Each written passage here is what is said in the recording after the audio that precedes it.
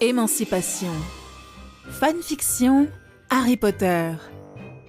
Par le studio Kali Records. Catégorie Boys Love. Couple phare Harry Potter et Severus Snape. N'hésitez pas à liker le chapitre et à vous abonner pour avoir la suite. Chapitre 21. Harry observe le rassemblement des sorciers et sorcières qui le fixent dans un silence choqué, à tel point qu'il se demande s'il n'a pas commis une erreur en leur disant tout ça. Mais pour l'amour de Merlin, ça lui brûlait le bout de la langue depuis tellement longtemps. Impossible pour lui de se retenir. « Mais bien sûr, papa Harry, je vais me battre pour sauver la peau de mes fesses. Quoi d'autre ?» vient répondre au moment opportun Séamus depuis quelque part sur sa gauche. Il lui sourit et s'incline dans sa direction. Il pourrait presque embrasser l'Irlandais. « Merci, Séamus. Bien. Nous avons déjà un homme prêt à se battre pour défendre sa peau. Il y a donc de l'espoir pour le monde magique. » Cet intermède a détruit la tension et quelques rires se font entendre. À en juger par les visages, il est certain que son petit speech a fait son effet.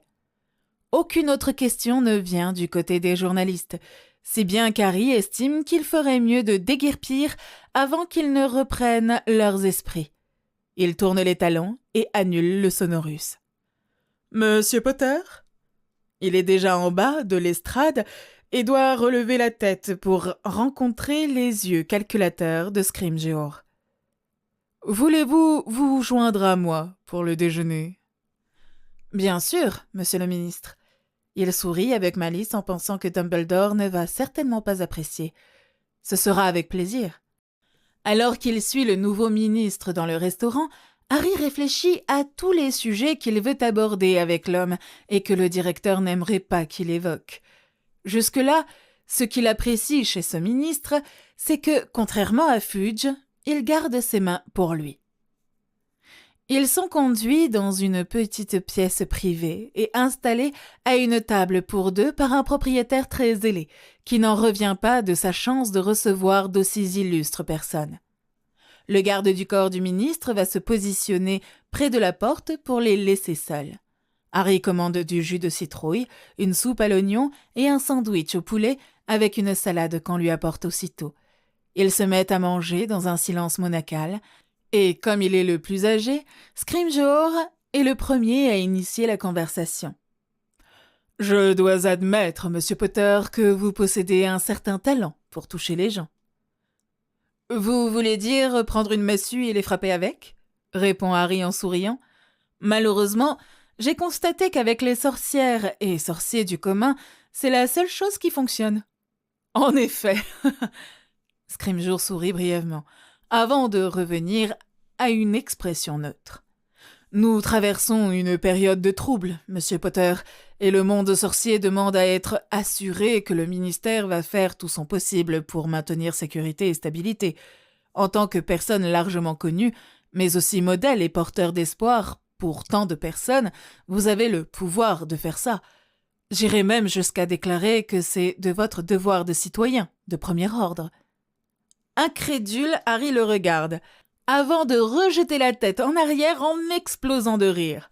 Le sang-froid de cet homme, franchement, il finit par se calmer et essuie les larmes qui perlent au coin de ses yeux, ayant encore des gloussements de temps à autre.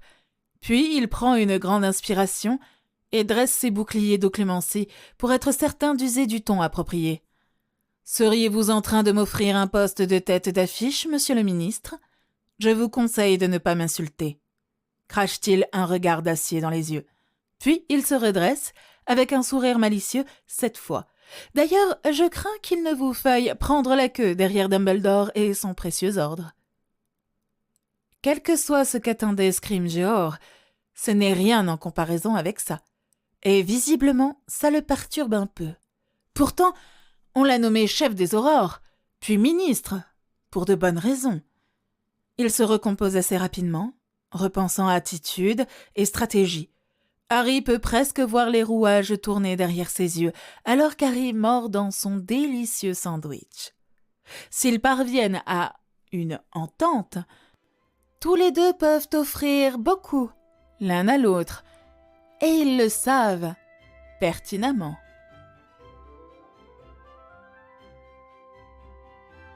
Théodore ouvre une autre porte et se lance dans la présentation d'une autre pièce impressionnante, juste heureux de montrer sa maison à sa future épouse. Le manoir en lui-même semble aussi être ravi, bien qu'il ne sache pas s'il s'agit en fait du manoir ou des elfes de maison, dont il ressent l'excitation partout. Honnêtement, il ne peut pas leur en vouloir. Une nouvelle maîtresse de maison implique toujours des rénovations et des bébés qui, d'une part, symboliseront la continuité de la lignée et, d'autre part, augmenteront le nombre d'humains à servir.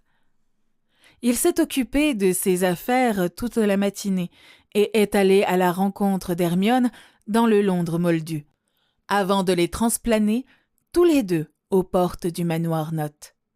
Il l'a enregistrée dans les protections et lui a fait une rapide revue de l'endroit. Ensuite, il l'a fait entrer à l'intérieur pour lui présenter les elfes de maison.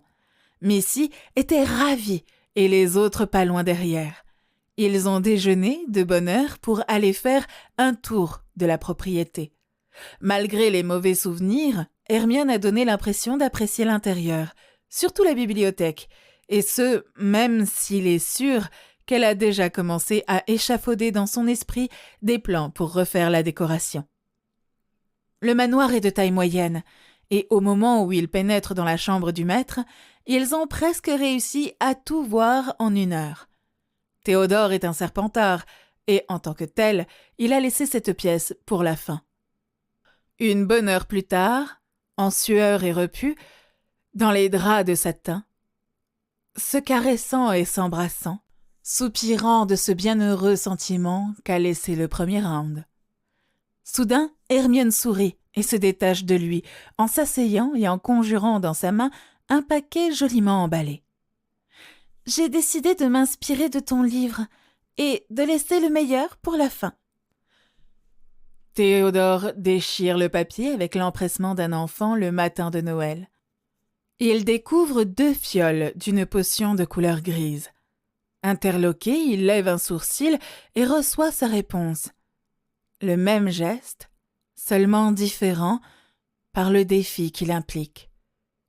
Très bien. Il sourit cette fois amusé. Ça ne devrait donc pas être trop dur à trouver.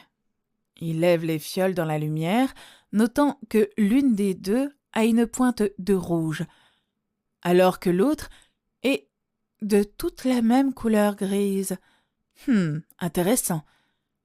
Il ouvre celle qui est unicolore et la renifle délicatement, avant de se figer, l'ayant parfaitement identifiée.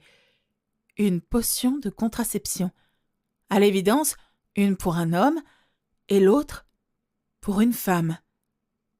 Il déglutit avec lenteur, sans oser respirer de peur de se réveiller de ce rêve merveilleux. Il lève la tête et tombe dans les yeux amoureux d'Hermione. Son cerveau lui commande de recommencer à lui fournir de l'oxygène, faute de quoi il va lâcher. Il prend alors une grande respiration tremblante, puis une autre, se sentant largué. « Joyeux anniversaire, mon amour !» Hermione se penche pour l'embrasser avant de lui arracher la potion rougeoyante qu'il tenait fermement et de l'avaler. Tout en tentant de garder l'esprit clair, il l'imite et avale la sienne, puis il écrase sa bouche et son corps sur le sien. Dans son impatience à combler un rêve qui le hante depuis si longtemps, il l'emporte vers un second orgasme en un rien de temps. Un rêve aussi amer qu'il est doux, et maintenant qu'il devient réalité, c'est presque trop à supporter. Il tremble d'excitation, il emmène Hermione dans les tréfonds du plaisir. Il se positionne, et là, ô Merlin, c'est le paradis. Le nouveau ministre est parvenu à une décision. Il sourit avec ironie. « Toutes mes excuses, Monsieur Potter. C'est juste un léger malentendu de ma part. » Harry incline la tête, octroyant son pardon, et prend une gorgée de son jus, en attendant que le plus âgé continue. Cependant, le monde sorcier n'est pas en guerre à l'heure actuelle, et une alliance entre nous serait immensément bénéfique à notre camp. Je ne peux qu'être d'accord, monsieur le ministre. Puis-je m'enquérir de vos plans pour le futur? Scrimgeour soulève un sourcil, pris à contre-pied par son audace, mais répond néanmoins. Avant toute chose, maître de l'ordre chez moi, le ministère est infesté de mange-morts, croule sous l'incompétence et la corruption, ce qui restreint considérablement mes mouvements politiques. Il faut changer cela le plus vite possible. Dans ce cas, je peux vous assurer que vous allez gaspiller votre temps et votre énergie. Harry étire ses lèvres d'amusement. Dumbledore a déjà fait quelques progrès en ce sens, et, à votre place, je le laisserai continuer. En revanche, le département des mystères pose un problème, puisque des disciples de Voldemort y sont ancrés, trop profondément pour que Dumbledore et ses hommes les atteignent. Bien sûr, vous, en tant que ministre, n'aurez aucune difficulté. L'homme le regarde à travers ses yeux plissés, comme s'il essayait de déterminer comment Harry a pu obtenir cette information. Cela dit, ce dernier voit bien que le ministre est impressionné. « Et sur quel sujet suggéreriez-vous que je me penche à la place, monsieur Potter ?» fait-il en feignant d'être offensé. « Commencez à rassembler des alliés pour sécuriser votre position, » répond Harry imperturbable. « L'état dans lequel se trouve le département international de la coopération magique est pitoyable. N'êtes-vous pas d'accord ? Pendant une bonne dizaine d'années, vous avez laissé en charge du département de régulation et de contrôle des créatures magiques une salope dérangée avec un objectif bien précis en tête. Et vous vous demandez sérieusement pourquoi les créatures dites des ténèbres joignent Voldemort en masse ? L'homme face à lui semble être déchiré entre l'amusement et l'indignation, jusqu'à ce qu'il s'aperçoive de la dureté dans les yeux d'Harry. Laissez-moi ajouter juste une chose, monsieur le ministre. Lors de la toute première réunion du Wizengamot après ma majorité, l'une de mes premières actions sera d'abolir chacune des lois qu'a fait passer Dolores Ombrage. Il sourit soudainement. Vous pouvez bien sûr prendre l'initiative et le proposer vous-même. En faisant cela, vous enverriez un message clair à tous nos frères non humains et obtiendrez leur attention et, qui sait, une oreille attentive. Scrimgeour le dévisage, en se demandant s'il n'a pas perdu la tête. Avez-vous une idée du tollé qu'une telle proposition va provoquer ? Faire une chose pareille équivaudrait à un suicide politique. Je peux vous assurer que la résistance sera beaucoup plus faible que vous l'imaginez. Avez-vous oublié que Dumbledore a préparé le terrain depuis des décennies ? Vous le battriez tout simplement. Et comme les supporters de Voldemort sont pour l'essentiel issus de la section conservatrice, beaucoup d'entre eux ont d'ores et déjà été révoqués ou le seront d'ici quelques mois. Une opportunité comme celle-là pourrait vous assurer une place parmi les grands dans les livres d'histoire à venir. La question qui reste est de savoir si vous avez le courage de la saisir, ou si vous allez la laisser à Dumbledore, ou à moi, en l'occurrence. Un silence s'instaure entre eux. Harry donne quelques minutes au ministre pour y réfléchir en paix. Même si la résistance au sein du ministère peut être gérable, que faites-vous de l'opinion publique ? Ils ne vont sûrement pas accueillir ça les bras ouverts. Ah, monsieur le ministre, commence Harry en souriant, c'est exactement l'erreur qu'a commise votre prédécesseur.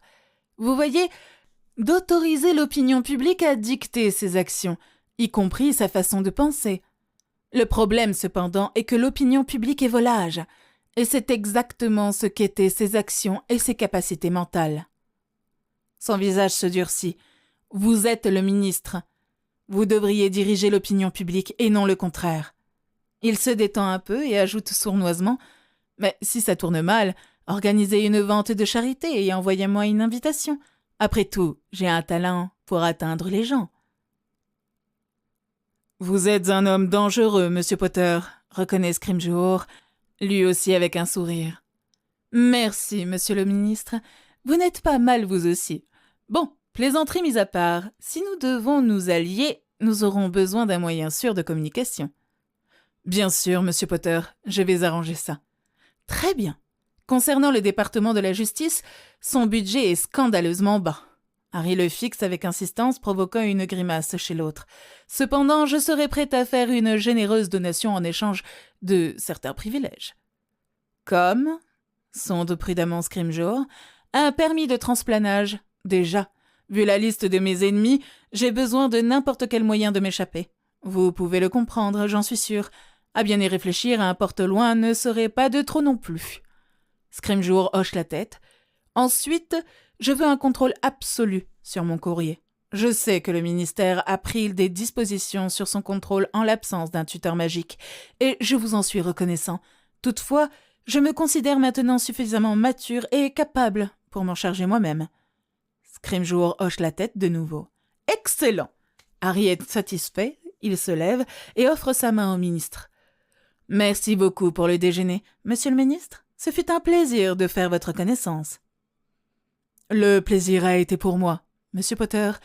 Nous restons en contact. Scrimgeour serre la main d'Harry et lui sourit avant de le regarder partir.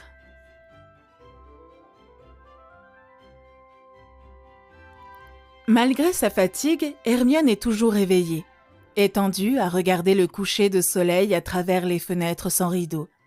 Son mari est collé dans son dos et respire paisiblement dans le creux de son cou. Madame note. Elle sourit, sourire encore, essayant de s'habituer à l'idée dans sa tête. Ça va lui prendre du temps, c'est certain. Quoiqu'à chaque fois qu'elle y pense, elle se sent joyeuse. Ça a été une décision plutôt spontanée, le plan initial étant de se marier après leur diplôme, mais après un temps de réflexion, il en est arrivé à la conclusion qu'attendre n'était pas forcément le meilleur plan d'action. Avec la guerre qui arrive, elle, née de Moldu, et Théo, un traître à son sang, il n'y avait aucune garantie que l'un comme l'autre s'en sortent vivants. Elle a bien appris ses leçons avec l'assassinat de ses parents. Hermione a cru qu'il disposerait de temps pour se réconcilier plus tard, après qu'elle aurait quitté l'école, après la guerre. Elle s'était faite la promesse de passer du temps pour réapprendre à se connaître, pour les initier aux merveilles de la magie d'une façon qu'on ne lui a pas encore autorisée. En une seule nuit, tout ça lui a été arraché, et le pire, c'est qu'elle n'a rien pu faire. Voilà ce que c'est de repousser à plus tard. Elle soupire en resserrant son emprise sur la main de Théodore. Désormais, ils ont leur vie à vivre, puisque un plus tard pourrait ne jamais venir. Mettant son esprit au repos, elle dérive finalement vers le sommeil.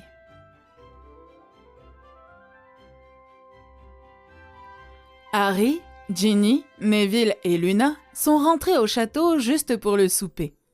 Esquiver les journalistes insistants pour continuer leur shopping les a rendus affamés, malgré le copieux déjeuner. À leur entrée, la grande salle explose en murmures étouffés, ce à quoi s'attendait Harry. Dans ce monde, les nouvelles circulent vite.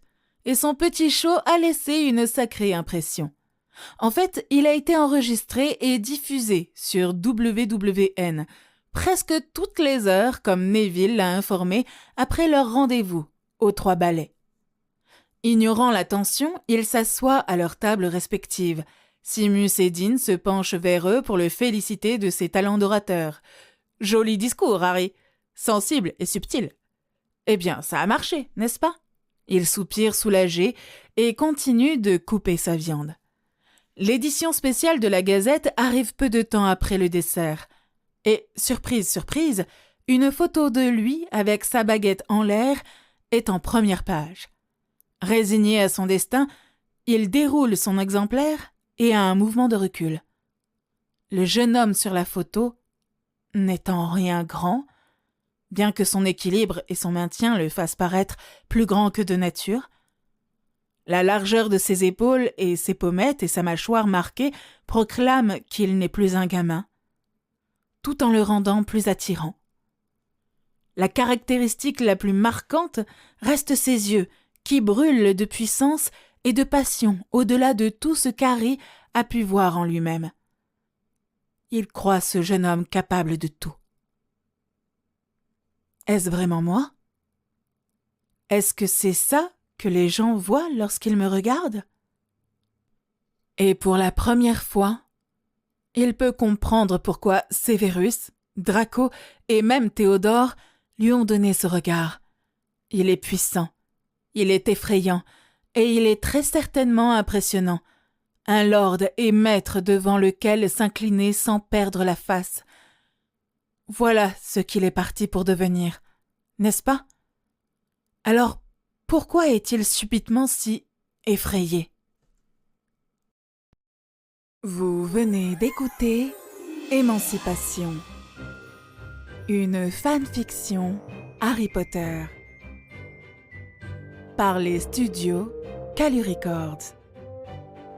Si vous avez aimé ce chapitre, n'hésitez pas à le liker. Si vous voulez être notifié du prochain chapitre, n'hésitez pas à vous abonner.